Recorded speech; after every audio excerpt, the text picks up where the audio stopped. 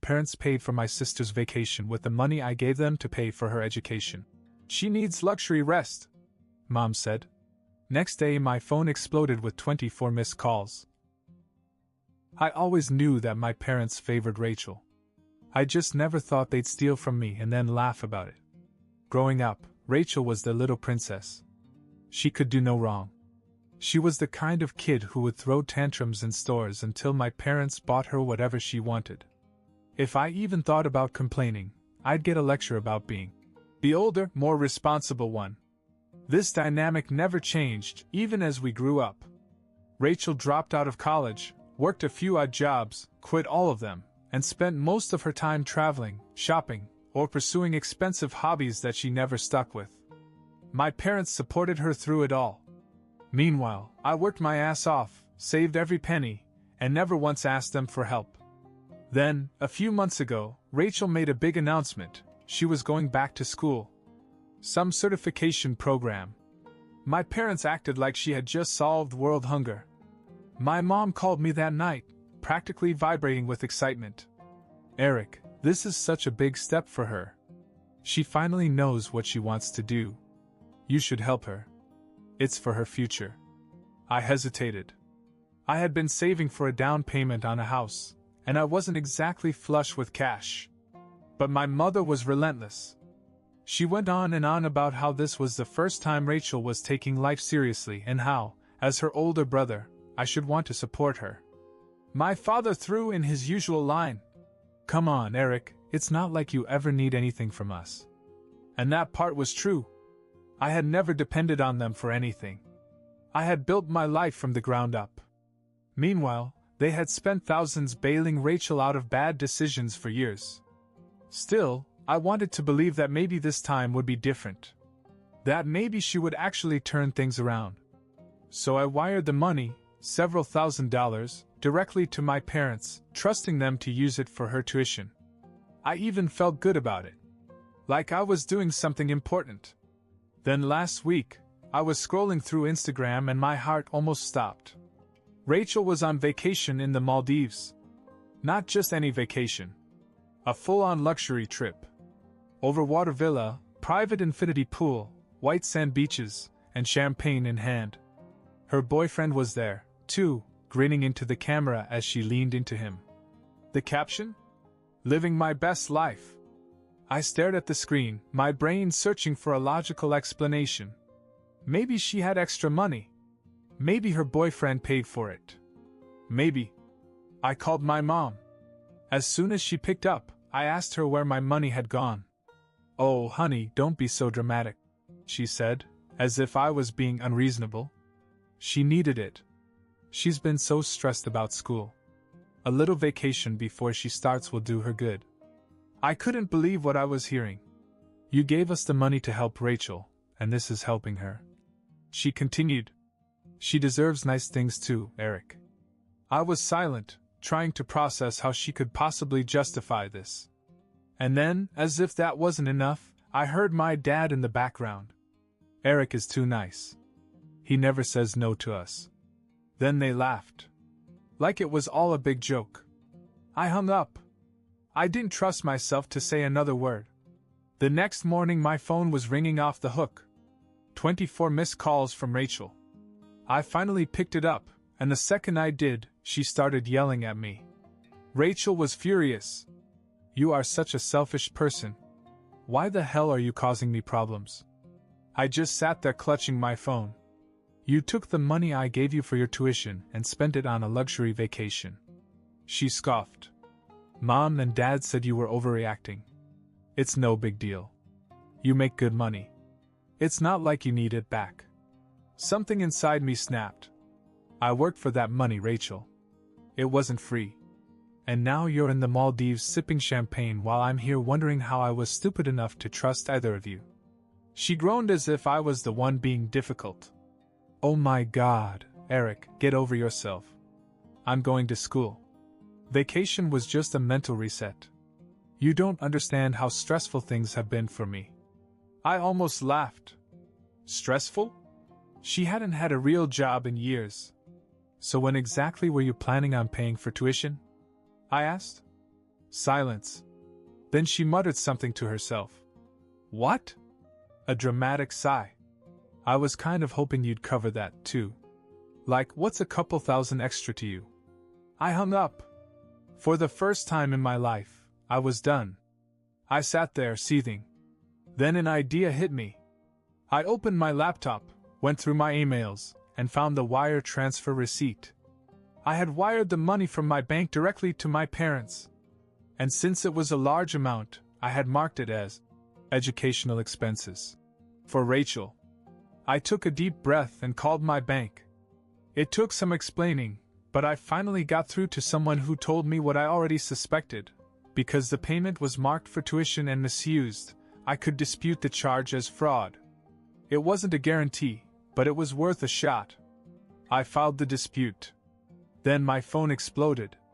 Not literally, but it could have. Calls. Texts.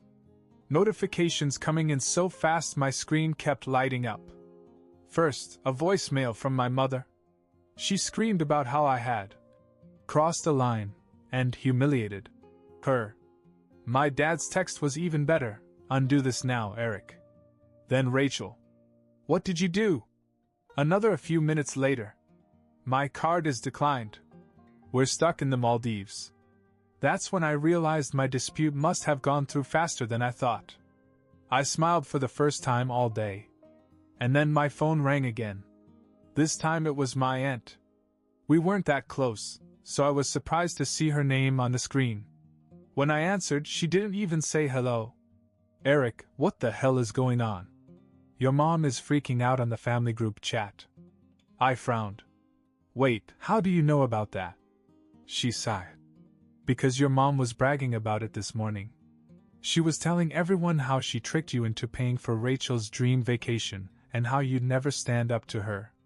I felt my blood pressure rise. Uncle Dave called her a thief. Grandma said she was disgusted. Now half the family is fighting and your mom is playing the victim. My phone vibrated again. Another call from my mom. I let it go to voicemail. Rachel's text came next. Fix this now. I can't even pay for our flight home. I sat back, exhaled, and smiled. Not my problem.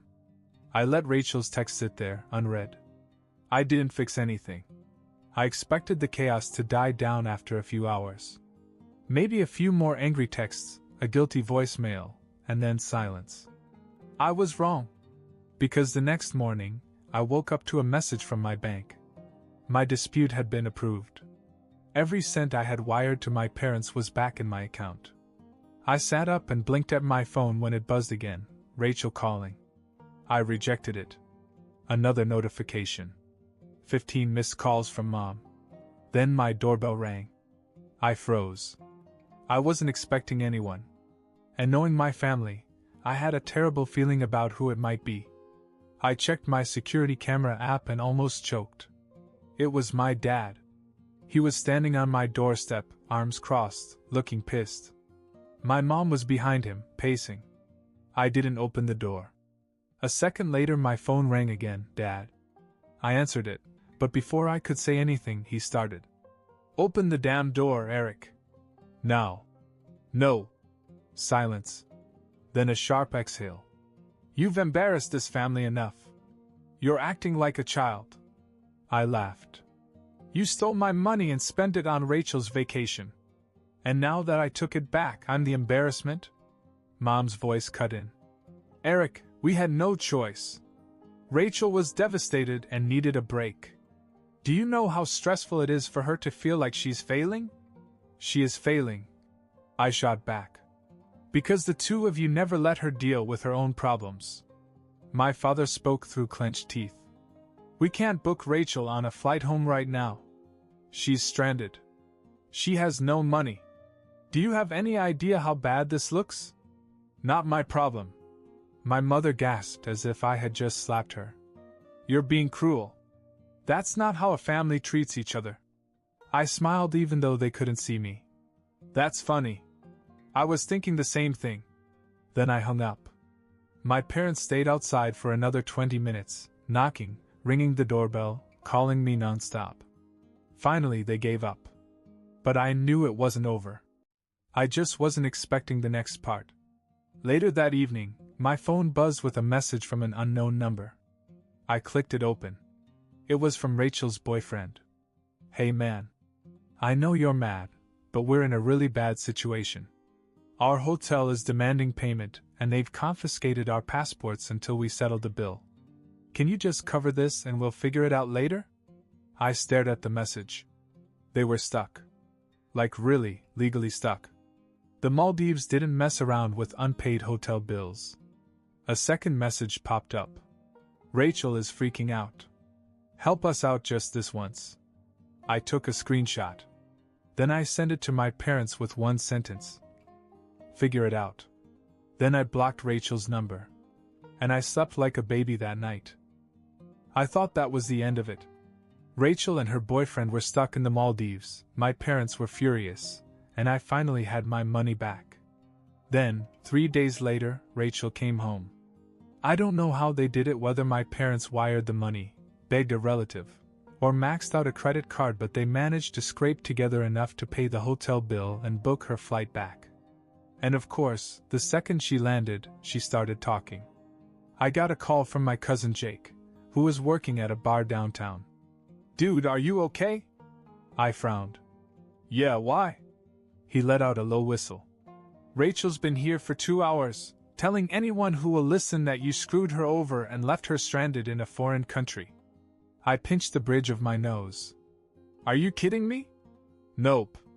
She says you're jealous of her, that you only took the money back to punish her, and that mom and dad are devastated because you broke up the family." I laughed. I really laughed. The audacity. Then he hesitated. "Also, she told people that you stole from them." I froze.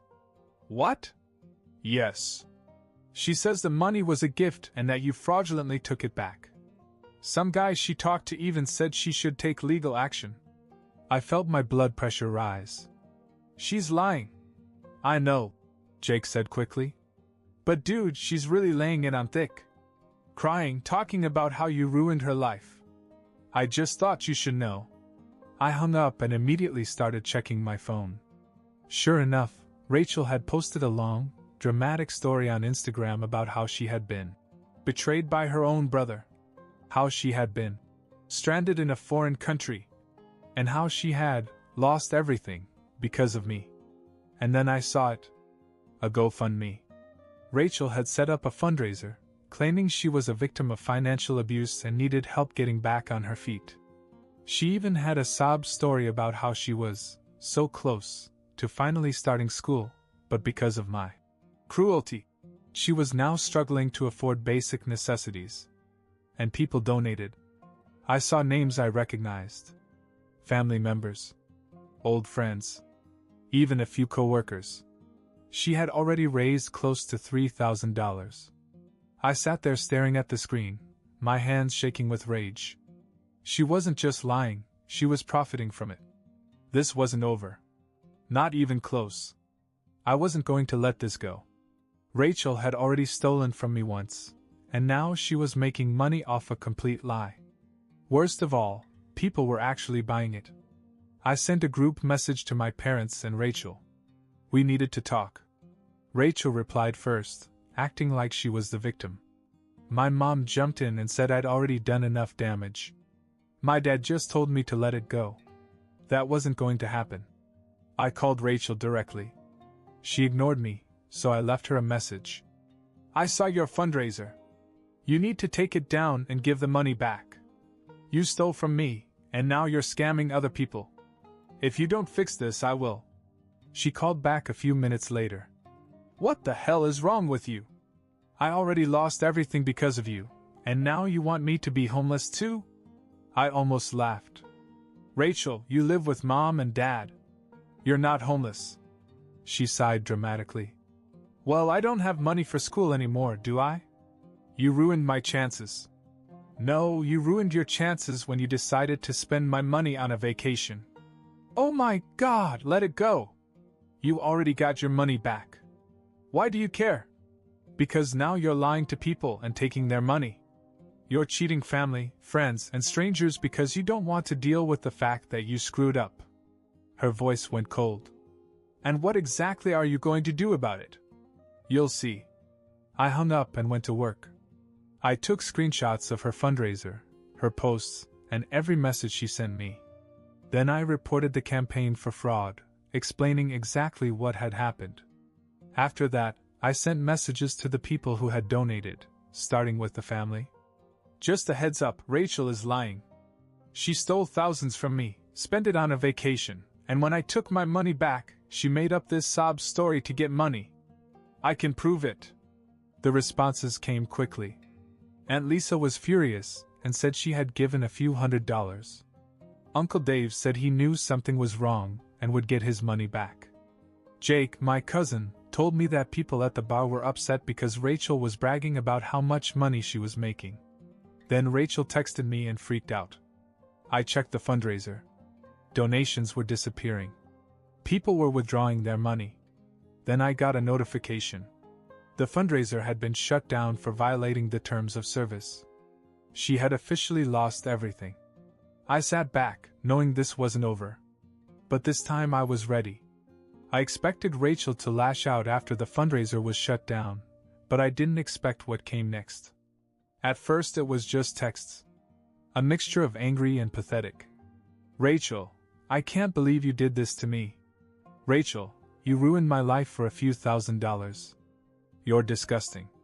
Rachel, Mom and Dad said you'd regret it. I ignored them all. Then my mom called.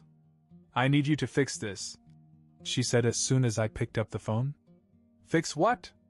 You humiliated your sister. You embarrassed this family. People are talking about it. Do you have any idea how hard this has been for us? I almost laughed. Hard for her? She stole from me and then cheated other people. That's on her. My mom huffed. She was desperate, Eric. And now she has nothing. She can't even go to school. She never went to school. Silence. I continued. She never enrolled, did she? She never even applied. More silence. Then my father spoke in the background. That doesn't matter. What matters is that you betrayed your family. I hung up. That should have been the end of it. But they weren't done. The next day, my boss called me into his office. I work in finance, and my job is very ethical. So when my manager sat me down with a serious look on his face, my stomach sank. Eric, I need to ask you something, he said. We've received some disturbing news about you. Someone has accused you of committing financial fraud. My heart stopped. What? He turned his screen around. There were anonymous emails claiming that I had stolen money from my own family and that I had a history of financial misconduct. They even attached screenshots, messages taken completely out of context to make it look like I had cheated on Rachel. It was obvious who was behind it. I took a deep breath and explained everything: how I had given Rachel money for school, how she had spent it on a vacation, how I had gotten my money back, and how she had tried to scam other people. My boss nodded slowly. That's what I thought. Your record is clean, and these accusations seemed off. But I had to check. I clenched my jaw. Do you know who sent them? He clicked a few things, then shook his head. They used a fake email. But Eric, this is serious. Whoever did this was trying to get you fired. I walked out of the office shaking with anger. I got in my car and called my parents. My mom picked up. Are you proud of yourself? I said. She sighed. Eric, what now? You and Rachel tried to get me fired. A pause. Then, that's ridiculous. Why would we do that? Because you're mad that I didn't roll over like I always do. She let out a fake laugh. Oh, come on. Do you really think we'd stoop that low? Yes, I said. And I can prove it. A bluff, but she didn't know it. She became silent. Then she said something that made my blood run cold. Well, maybe now you understand what it feels like to lose something important. I had never felt so much hatred for my own mother in my life. I hung up. They wanted a war? Fine. They were going to get one. I was done. For years I had put up with the favoritism, the guilt trips, the constant expectation that I would be the responsible one while Rachel got to do whatever she wanted. But this? Trying to get me fired? That was the last straw. I didn't just cut them off, I made sure they felt it. The first thing I did was call my bank. I wanted to make sure they knew that my parents had pulled something shady before. I put additional fraud alerts on my accounts. Then I took it a step further. Years ago, I had co-signed a car loan for Rachel. It was a big mistake, but at the time, my parents had begged me and sworn she'd be responsible. I had almost forgotten about it until now. I called the lender. I wanted my name taken off the loan. It turned out that Rachel had missed payments. Multiple times. If I removed myself, the bank could and would repossess the car. I gave the go-ahead. That night, Rachel showed up at my apartment. She banged on the door until I opened it. She looked wild, her hair a mess, tears streaming down her face. "You took my car," she sobbed. "No," I said. "You took your car. You just never paid for it." She wiped her face. "I don't even have a way to get to work now." I tilted my head. "You have a job?" She hesitated. That told me all I needed to know. Then she whispered, "Mom and Dad won't talk to me." I blinked. "What?" She sniffed. "After you shut down the fundraiser, after you took their money back, after you took my car, they turned on me. They said it was all my fault. That I never should have gotten them involved. That they can't afford to keep bailing me out." I crossed my arms. "They expect me to feel bad?" She didn't say anything. Then, finally, "I don't know what to do." For a split second, I saw the little sister I grew up with, the one before she learned she could manipulate our parents into doing everything for her. The one who used to follow me around as a kid, asking me a million questions. The one I always hoped would grow up. But I couldn't fix her. I sighed. "Figure it out, Rachel. Like the rest of us." I slammed the door in her face. The next day, I locked them all out. My parents, Rachel, anyone who had taken their side. I told my work to ignore any emails they received from unknown accounts. I froze my credit. I didn't play their games anymore. And I never, not once, looked back.